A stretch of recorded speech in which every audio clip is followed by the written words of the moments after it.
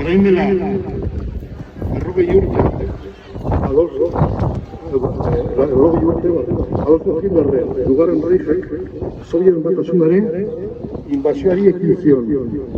Historian izan den eraso militarrik handiena.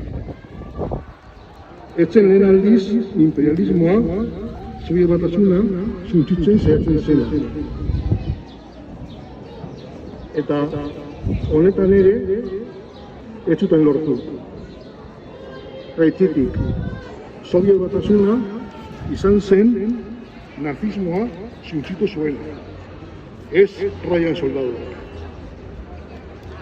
80 urte ondoren, imperialismo yanki sionistaren gerra danborotzak planeta osoa entzuten dira.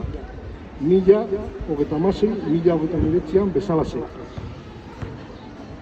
Barbarossa operazio berria prestatzen ari da OTAN Errusia inbaditzeko, edota belauindik arazteko.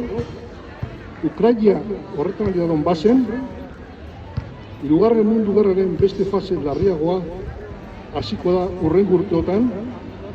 Txina eraztuko dute, Iran, Venezuela, Kuba.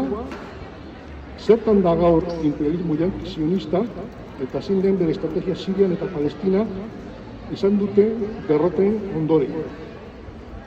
Eta galderari garrantzuna, zein dira iraultzaileen lanak eta helburuak egoera nahasi honetan.